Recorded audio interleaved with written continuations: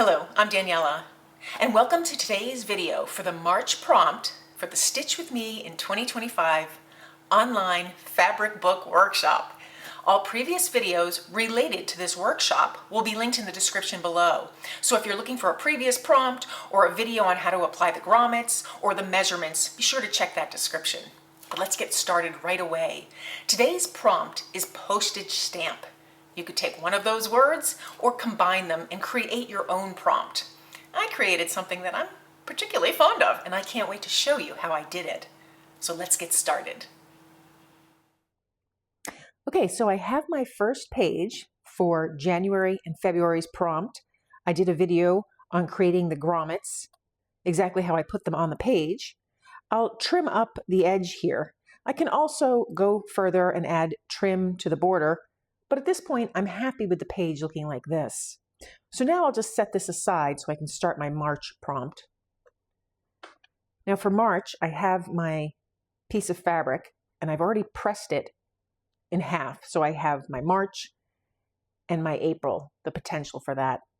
I also took my template and traced just so I have a rough idea of where my holes are going to be for the grommet. This just helps me in placing my actual page.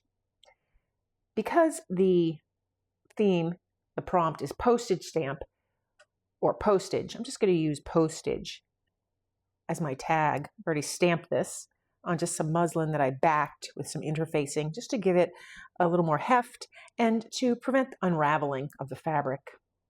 Now for stamp, there's so many things to do and so many ways to do them. I really enjoy stamps, collecting them, looking at them, studying them. And I really like the stamps here, just some basic premises about postage stamps. They all have a border. They've got this interesting edge, which lends itself beautifully to sewing because I can use pinking shears to create that edge. Just perfect. You can center your stamp. So if you have some beautiful fabric, you can just cut it out and use that as a stamp. It has some text, which is optional. And there are also stamps in different shapes. There's like circular stamps. I just love them. I love the assortments of stamps. I love the repetitiveness of the same stamp. And so I'll just go through my book here and have some inspiration, take some inspiration from it. I really enjoy seeing something like this where they have multiple stamps on one page, just separated by those lines. And then there's, the traditional stamps. There's always a love stamp somehow. This year they have these two little people with the heart. I'm a purist. I love just the love stamp, the stamp with a heart. So I think I'm going to recreate something like that. I'll take my inspiration from that. So I have my page, and for the background for the stamp, I want something dark that coordinates with my color scheme. So I have this brown polka dot fabric given from a friend. Love that. So the first step will be for me to stitch around that to hold it on the page. From there, I can go and just place my holes, again, for my own knowledge. Now from there, I have to decide how I want to do this. Do I want to make a single stamp? Do I want to make a bunch of stamps? I think I'm going to make 4 stamps, kind of like a mini book of stamps, but it's not going to be so mini. Because I have my holes here, just put my pen roughly here to show that my grommets are going to go to the left of the pen. This really only gives me this real estate to work with. So I have some felt because when I cut the felt, it will have a beautiful edge that won't fray. And I'll just roughly figure out how big I want the stamps overall to look, how much space I want them to take up. So that's probably about here, right across and down. And then I'll divide those in 4. Now, I'm going to use pinking shears. These are scissors, very sharp. You can get them scalloped. You can get them tight little teeth or wider apart. I think these are just a standard pinking shears, but they're a beautiful tool and they cut lovely on the fabric. So I just want to create a line here. Move my page to the side. I just want to create a straight line. I find it's helpful to have this as a guide And then when I take my pinking shears, I just very carefully cut right on that line. I can either bring the teeth to that line or use that as a guide going over it. I'll just make sure my teeth get to that line.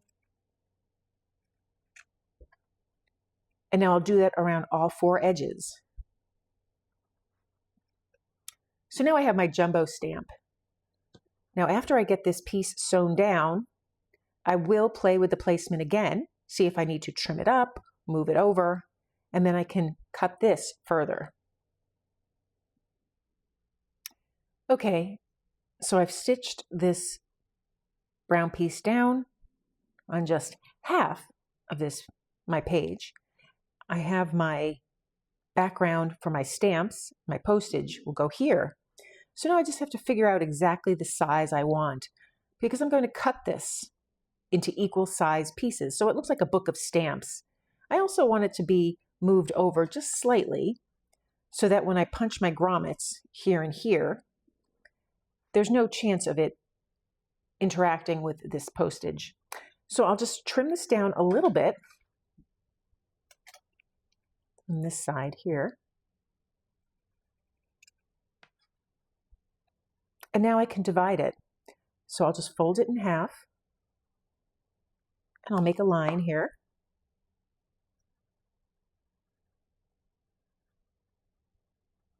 Cut along that line.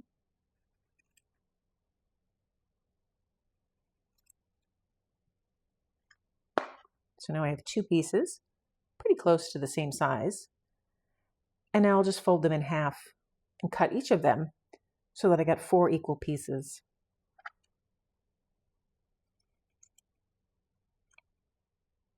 So now I have my 4 pieces. Again, I'll just double check that they fit appropriately. I just need a little bit of space in between just so it's obvious that there are multiple postage stamps. That's looking pretty good. I have my postage here, but now I need my hearts. So I have some of this beautiful red fabric that coordinates with all the fabric in my book, and I already put some fusible adhesive on the back.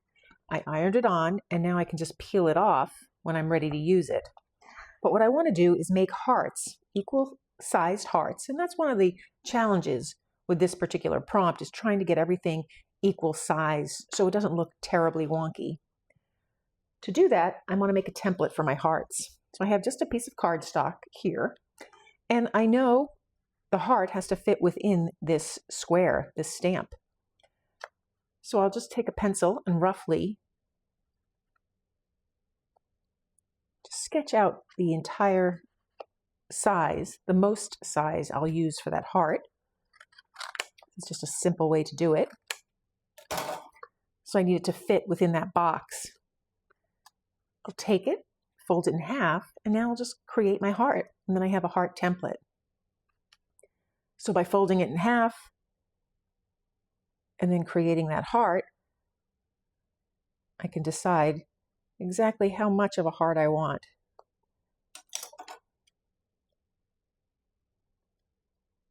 Again, doesn't have to be perfect. A little bit of imperfection is quite charming. Okay. And that's a nice size heart. I can use this as a template, or I can use this part as the template to trace my hearts. And I like that. So now I'm just going to take this page and set it aside and trace 4 hearts and cut them out. I'll trace them, cut them out, and then I can peel this adhesive off.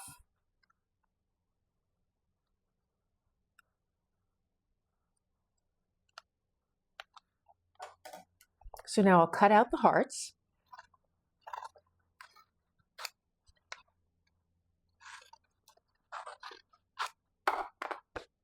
And I like to cut right through the paper. It gives me a firm edge to cut. So now I have my hearts all cut. The paper's still on the back. Eventually I'll place them down. But the first thing I do before I place them down, and use an iron just to tentatively hold them in place, is I need to stitch down each of these stamp backings. So I'll find the place that I want for each of them, trying to space out just a little bit of space so you can see that they're individual stamps. And I'll just stitch around a nice, neat border. So I've stitched down all of my backgrounds for the stamps, and now I have my hearts. I'll just peel off the background like I've done here. And now I can set them where I want. Thinking I'm going to set them a little high, not centered perfectly, just a little high, as if they were a stamp, an actual stamp. And so I'm pleased with how that looks. I'll take my iron, one at a time, just adhere them to that felt. Again, trying to line them up. So I can add my postage label here or here. I think I'll add it here. And then I did want to add an accessory. I do like a little dimension, something unexpected. I have these heart buttons. Now a red heart might be too much, so I have this brown one, and I think I'll add that and attach that as well. So now I've stitched everything down. I stitched a few stitches around the hearts. I have my postage. I added some red thread here in the button just to tie it all in. And I can leave it like that. It's a beautiful page. But I want to add just a couple more things. I honestly don't know how it's going to go. I want to stamp the date, March 25, in the corner of each of these stamps. And then I have a stamp cancellation that I want to stamp on as well. Now I know that with the felt, it might not take the ink very well. But the beauty of that is stamp cancellations are rarely pristine and perfect. They're usually a little worn. So I'll start here with the dates.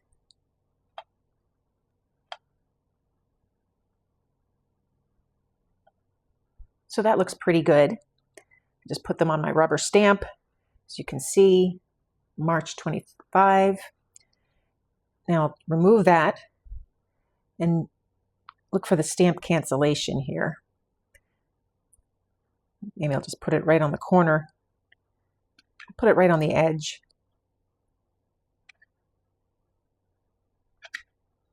And I don't want it to run over onto this stamp.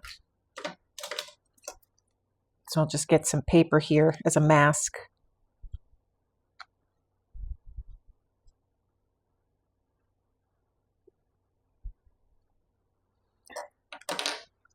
So there I have my prompt for March. So this is my completed page. Quite happy with it. The little canceled stamps, the dates, and I have my little threadlings left over for my project. So all I have to do is just tuck them in my little vial. Starting to fill up a little bit. And this is just all the orts or threadlings from each of the pages in my book. I might do something with this at the end of the year. If not, it might just be a time capsule of all the threads I've used. We'll see. So that's how I create the book of stamps to answer the call of postage stamp for the March prompt for Stitch With Me in 2025. I really enjoyed the process. I enjoyed combining fibers like felt and cotton and adding in a button. I can't wait to see what you do and post your work in our Facebook group. The work there is stunning. I really appreciate all the kind words that people have for each other and just seeing some of those beautiful works of art that are posted. If you found this video helpful, please give it a thumbs up, be sure to subscribe, and click a like button. Appreciate all your help and support. Thanks so much.